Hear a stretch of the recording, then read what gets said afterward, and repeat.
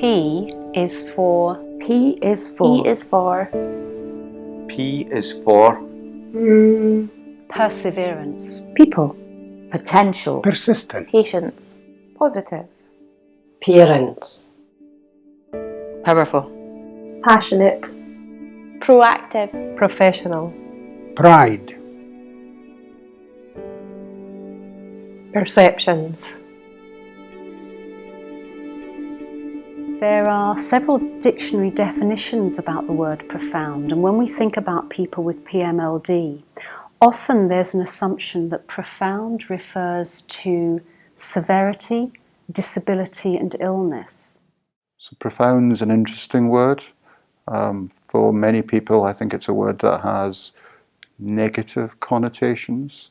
It suggests limitations, it suggests levels of limitations that you can almost not overcome. Many families experience discrimination because professionals see their sons and daughters lacking ability. What they would think of is impenetrable, that it's somebody who doesn't understand, that somebody who doesn't remember, who doesn't have an emotional range. And I think that that's a real sadness, because it means that people with PMLD don't get the consideration that they might otherwise get, and it prevents them from achieving important things in their lives because people don't really understand, or they don't want to understand. And I can appreciate that, because it's frightening. It's frightening trying to communicate with somebody who's non-verbal and who has difficult behaviour, challenging behaviour. These are difficult challenges for everybody, but for people who don't know somebody with a profound learning disability, it's very difficult indeed. R is for. Recognise. Remarkable. Respect. Ready. React. The fear around how am I going to communicate? How am I going to engage with someone? What will I do? What will I say? So I think putting a label on as in profound kind of can conjure up fear for people. When I meet somebody for the first time, a new friend, a new colleague, and they say to me, you have brothers and sisters, and I say, Lauren, and how old she is, and then they say, and what does she do? And then you say she's disabled, and then they don't know what to say, and there's a sort of awkward pause. I think what they're often thinking is, if she has PMLD, what does that mean? It covers such a wide array of different things. They don't know whether they should look away, they don't know whether they should talk directly to the person, they don't know whether to talk to the carer. It's that PC thing of they don't want to offend you, they don't want to say the wrong thing. So there just tends to be this pause, and you don't want to make people uncomfortable, but you equally don't want to hide it. And I think that's something that is quite tricky. A lot of people don't take time to find out about the person and their disabilities and what profound actually means. They don't see the person, and I think, I think a lot of people as well think that if there's not a cure for something, they kind of don't want to know, which is really shocking in today's society. Kayla, she's just changed my world. She is my world.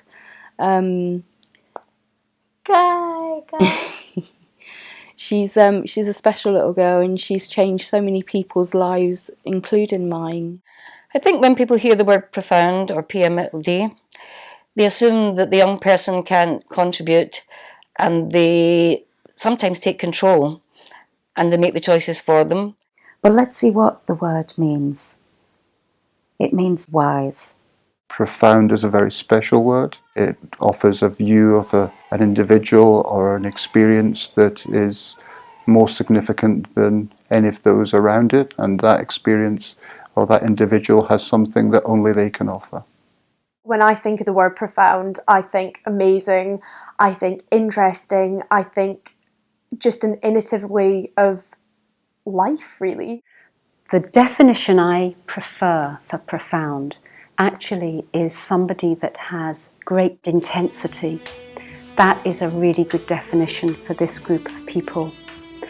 The way that people with PMLD interact and communicate often is multifaceted, and I much prefer to think about that definition. What it means is the onus is on us who use conventional oral language to learn about the way somebody with PMLD communicates. For me, the meaning of the word profound in that context is deep. And just because these things aren't evident, things like memory and understanding, they're still there. You just have to dig deep to find them. Many families will relate to this because they see how their sons and daughters draw people to them and how they teach us how to care. In our society, I think they are a reflection of our society. We get it right for them, we'll get it right for everyone. O is for Open-minded. Objective. overcome. There are many challenges for people with profound and multiple learning disabilities and their families to feel included in modern society. The major hurdle being that the community has little or no understanding of what it is to live with a profound and multiple learning disability. So how can they create a welcoming environment if they have no knowledge of what these families' needs are? Something as simple as access to the physical environment, and going on to the lack of changing places to meet the personal care needs of someone with profound and multiple learning disabilities. And very importantly, intellectual accessibility, to make the person with profound and multiple learning disability able to understand the environment around them. Societies must understand the extent of the difficulties that people with PMLD face in everyday life. Simply getting up in the morning and getting ready to go out. How do you communicate these things? Transport, can they get on vehicles? Can they go out to the shops? Can they be spontaneous? Accessibility to buildings can be quite poor. New buildings are much better, but older buildings not accessible. There's a huge issue with toileting, accessibility to toileting and changing facilities. It really restricts where people can go. Which means either you go out for a couple hours or you have to get somebody to look after that child or adult, or the whole family misses out and nobody goes out, which isn't fair on anybody. Sometimes we just have to find a toilet and, it's sad we have to change if it's not the right facilities, we have to change it on a cold, dirty floor, which for me is a horrendous challenge. And then there's other challenges like Laura has pureed food, so we have to find a place that has a microwave so we can get her to eat her food. People who are required to be peg fed, these people who go out with their families daily or at the weekends, they can be excluded from society by people being judgmental towards them, saying that they can't be fed around people in a restaurant who are eating normal food, which isn't the case, because at the end of the day they have rights the same as just as everybody else. F is for freedom, family, flourish, fairness, focus, feelings. People who have never worked with someone with PMLD, or they don't have someone with complex needs in their family, assume that they can't communicate at all and that they can't process information, they can't understand information, which none of that is true.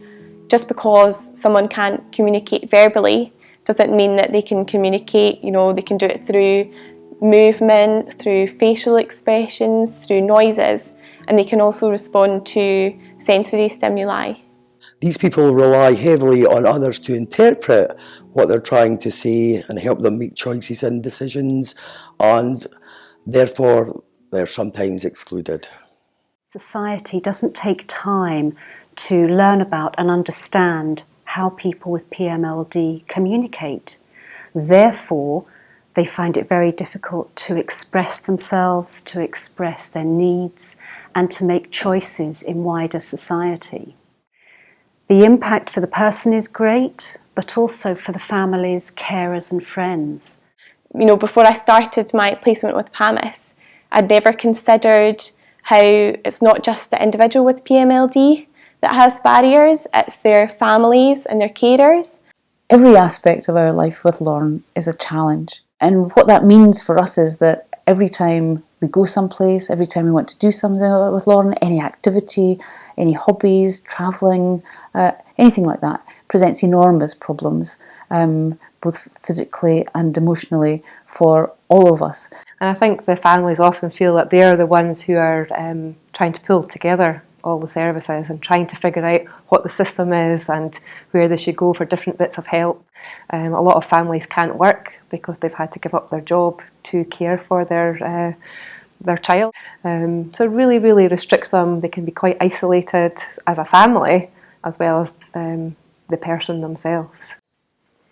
You're my rock that gives my heart happiness. Deep in my soul, sadness remains. My heart keeps on going to keep you whole. The darkness remains deep in my soul. Carers are more than just carers. We're individuals and we're family. But we're also lawyers and advocates and doctors and therapists and communicators and campaigners and champions, and we're entertainers and educators, and we're also researchers. We do it because we really love the person that we care for, and that can make us very vulnerable. It involves 24 hours day care, 7 days a week, and simple things that everyone takes for granted, like having a bath. I can't do that. If I've got Laura and I want to go to the bath, I have to take Laura in with me and sit her on the chair. If I go into another room, I have to take her with me, or I have to have the carer looking after her. Laura has pica, which means she'll eat inedible objects. And this can be quite dangerous because she could choke. So the amount of care that's involved is quite a large amount throughout the day. So I think it's very important for people out there to realise that, you know, as a carer, I get paid £65 a week, roughly. Something's wrong in society when we think that families can, go on like this on this small amount of money. And it would be nice for that to be recognised and perhaps changed so that families don't have to struggle. We love our children and we'll always be there for our children. Please recognise the massive amount of work that we put in to keeping them as happy. It's happy in a loving environment, a home environment. Isn't that right, Laura? Yeah. Societies must try and ensure that with all this understanding, we could nurture people with PMLD so that they can realise their full potential and contribute to society in the way that they aspire to. O is for outcome. Outstanding. Opportunity. I have been really inspired by how people with PMLD have never given up and have found new and different ways to communicate. And in some ways, they're a lot more flexible than perhaps people with oral language, people like you and me who can use speech and sentences in order to communicate. People with PMLD teach us basics. They teach us that there's no hiding, there's no lies, there's no pretense with people with PMLD. I just think it makes you quite happy and quite humble. I think when you work with someone with PMLD and their families and their carers, you just get the sense of joy that they feel. Kayla is just an amazing little girl. Mama. Yeah, mama. And I think her last surgery that we just had, it was quite a big one. She was intubated. They had to reinflate her lungs and everything. And she was cut from the top of her neck down to the bottom of her backside. And I don't know anyone that could cope with it the way that she does. I mean, she inspires me, she inspires all my friends and family. If she's got that strength and tenacity and, you know, the get up and go to fight these things, then I'm going to help her do that, and she inspires me to be the best that I can be. Lauren has impacted every element of my life. I feel very, very lucky to be her sister. It's not always the easiest role to play, but her being happy transforms everything. When she is really engaged and wants to communicate, nothing, I don't think, compares to that. Having Lauren in your life it just makes you much more grateful for everything. They inspire me every day, every day. We laugh every day. I learn something every day. There's a challenge, more than one usually every day. And this is within my working life. And I also take that home. And I feel I have one son, my child has been influenced by the work I do and has become a much better person for it. I've met some amazing people with PMLD who I just feel are really lifelong friends, really. There's nothing like a good old story to express just how we feel. To see Abdi's smiley faces makes Athen just so real. The confidence has grown in each and every one, and Abdi likes to take their turn and join in a' the fun. Our stories are very creative, and the props we all decide, but nothing takes awa the friendship, 'cause that is here to bide. Stories can be therapeutic and make us feel good inside, and 'cause we like to tell them, it fills us with great pride. They often make us hae a greet and bring tears of happiness too, and sometimes we can just be so damn silly you just dinna hae a clue. But for me my confidence has grown and satisfaction beyond compare, if it wasna for all your service users and a' the things we share. So for each and every one of you who frequent Lilybank, I canna say much mair than I've got you a' to thank. So storytelling for me is a passion you'll quite agree. I get so much for it and it means the world to me. U is for unbiased, understanding, unique, unconditional.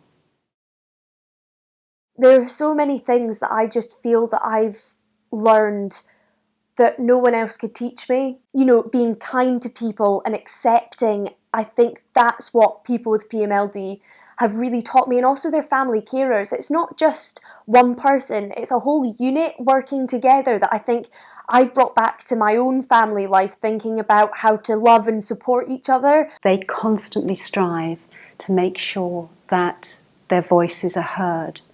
It's my mission in life to act as Lauren's voice in everything that I do. Every aspect of my life is about acting for Lauren and talking in Lauren's voice. I'm inspired by their families and carers that look after them.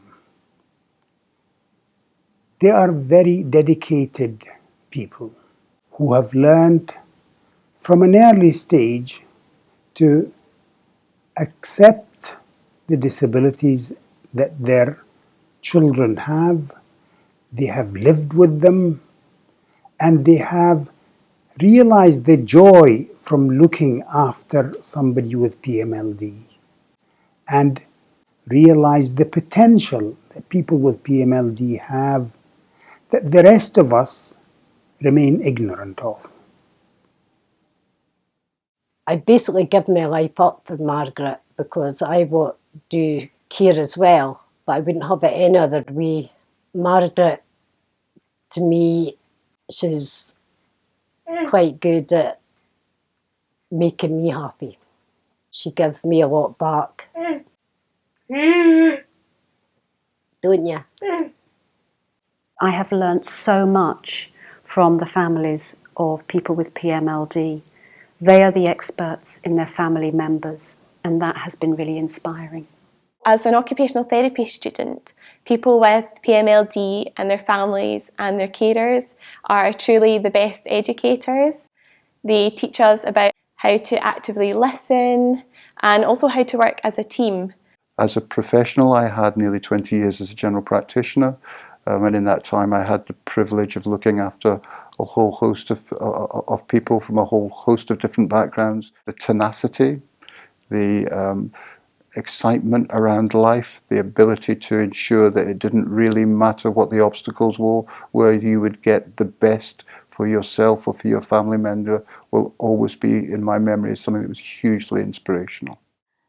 Craig was my wonderful son. He lived till he was 21 years old and passed away peacefully in my arms in his own bed at home. Throughout his life, he was involved with PAMIS. He was involved in their training workshops, he was involved in their campaigns, and he was also involved in their research projects, such as the Mental Wellbeing Project and invasive procedures. He also communicated at a debate in the Scottish Parliament with my help. He had a life full of value that we were very proud of him for. Every day special working with the PMLD community. I don't think that we should be so self-absorbed in all the small things. We really get obsessed with the small things, material things, and actually they show you what's important. People with PMLD have really shown us that the world is quite a diverse place. It has all sorts of people, from all sorts of backgrounds, with all sorts of sensitivities. This world really has taught us that none of us is perfect. But that doesn't mean that people who have one background or one type of disability is of a lesser human being than the other. We're all equal, and we must respond as so.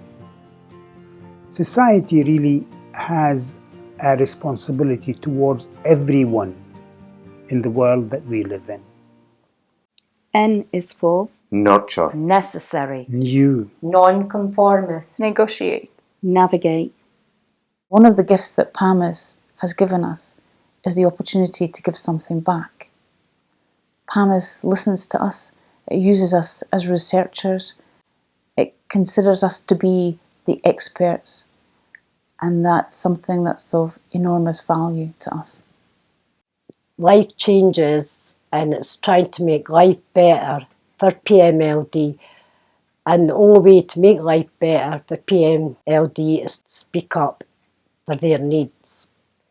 I think there will always be challenges for our children in society until others learn how to accept their difference and understand their difference and embrace them for the unique, wonderful individuals that they are. I think it is only with experience of getting to know people with PMLD and having opportunities to spend time with them that people will ever really make any difference in terms of widening their understanding. It will allow us to change our attitudes, not just for that group of people we know, our friends, but also wider society. And that has to make for a happier society, because then everybody's included. If we had a society that focused on the assets of people rather than on some of their limitations, I think we would be able to be far more inclusive in a whole host of ways. Inclusion for us means that each individual forms part of the whole of society. Think about a street for an example. You have different neighbours and different people that you have personal relationships with, and that then creates a community of a collective people together. And I think that having people with PMLD at the heart of a community makes it a much more strong, a much more loving and a much more caring community. We've still got a very long way to go. So we've obviously got legislation around buildings, so that's the physical structure of buildings so that we can access. But there's some really basic things like toileting, accessibility for getting changed.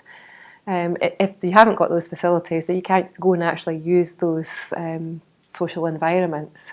So I think it's about not only changing your not only changing facilities and kind of actual things, it's about changing people's mentality about how to be themselves more accessible. People with PMLD teach us why social inclusion is important, and that society should respect people's rights and diversity. Not everybody is the same, so people have to have chance to choose own things, which activities they would like to access.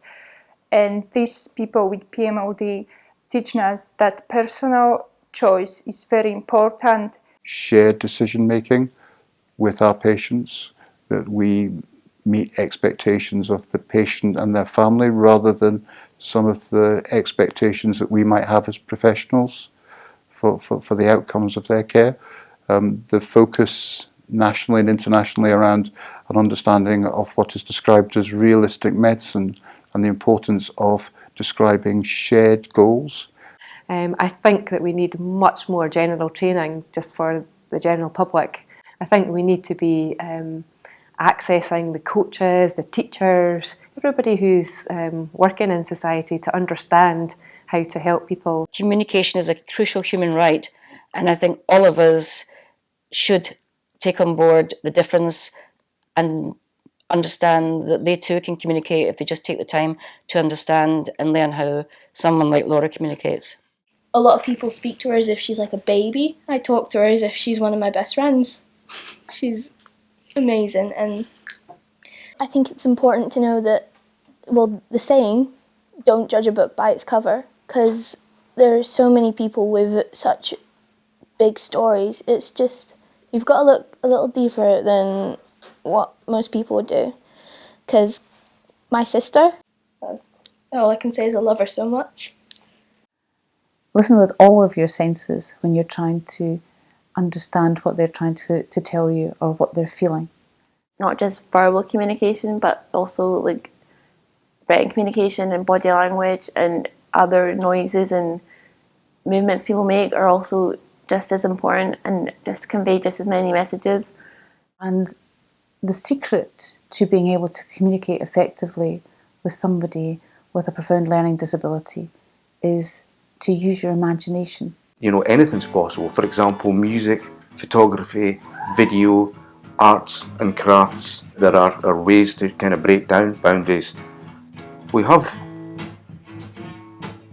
to keep pushing. We have to keep pushing.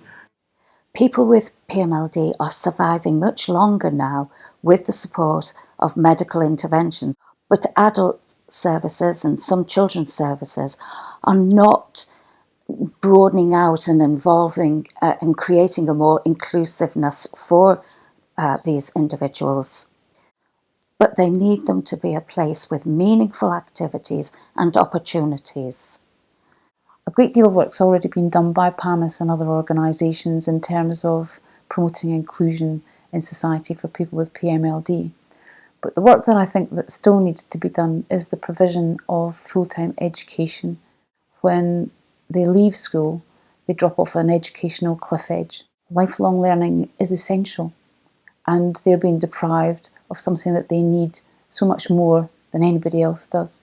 I think a massive pressure is money, and I am fully aware how what a big impact that has, but there has to be a point where something is done about it, because how many places are available for the number of children that are leaving at 18, 19? Where do they go?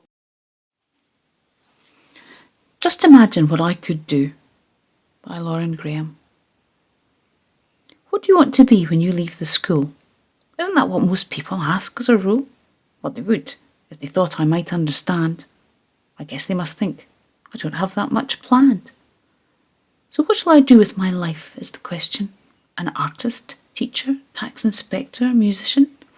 Or would it be so very impertinent to suggest that I might get to be a student? So what kind of student do you think I might be? Pints in the pub? No, I'd prefer a cup of tea. How about lying in bed all day, fast asleep? But I'm much too bouncy to waste time in my kip. Mum took me to college, but they sent me away Why wouldn't they want someone like me to stay?